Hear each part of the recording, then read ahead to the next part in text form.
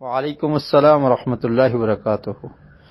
جی یہ سوال کرتے ہیں کہ ویڈیو کے آخر میں آپ نے کہا کہ شخص کلالہ ہو اور ماں باپ بھی نہیں، اولاد بھی نہیں، بھائی بھی نہیں ہے۔ جی کلالہ ایسے ہی شخص کو کہتے ہیں جس کے والدین بھی نہیں ہوتے اور اولاد بھی نہیں ہوتی، اور اس میں سوال یہ کیا گیا تھا کہ اس کا بھائی بھی نہیں ہے، تو بھائی کے بیٹوں کو وراثت ملے گی۔ بھائی کے بیٹے ہیں آگے، یعنی جو شخص فوت ہو گیا اس کے بھتیجے ہیں، تو ان کے بیٹوں کو وراثت ملے گی، یہ ہم نے عرض کیا تھا۔ تو پوچھتے ہیں، میرا سوال ہے کہ بھائی کے صرف بیٹوں کو ملے گا یا بیٹیوں کو بھی ملے گا؟ یعنی بھائی کے بیٹے، یعنی اس شخص کے بھتیجے، انہی کو ملے گا یا بیٹیاں بھتیجیاں جو ہیں ان کو بھی ملے گا یا نہیں؟ تو اس حوالے سے گزارش یہ ہے کہ اگر ایسی صورتحال ہے کلالہ کی کہ اس کے وارث کوئی بھی نہیں ہے، اولاد بھی نہیں ہے، والدین بھی نہیں ہیں، بھائی وغیرہ بھی نہیں ہیں، تو بھتیجا ہے اور بھتیجیاں ہیں، تو ایسی صورت میں صرف بھتیجے کو ملے گا، بھتیجیوں کو نہیں ملے گا۔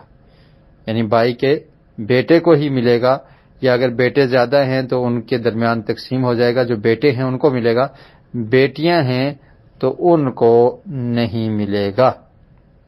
اس کی دلیل یہ ہے، صحیح البخاری اور صحیح مسلم میں یہ حدیث موجود ہے، ابن عباس رضی اللہ تعالیٰ عنہما بیان کرتے ہیں، رسول مکرم صلی اللہ علیہ وسلم نے ارشاد فرمایا، الحق الفرائض باہلھا فما بقی فہو لأولی رجل ذکر۔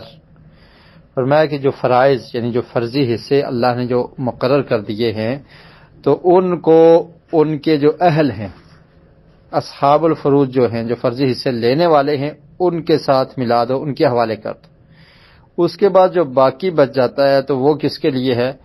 فما بقی فہو لأولی رجل ذکر، تو جو سب سے قریب مذکر شخص ہوگا، آدمی ہوگا، اس کو ملے گا۔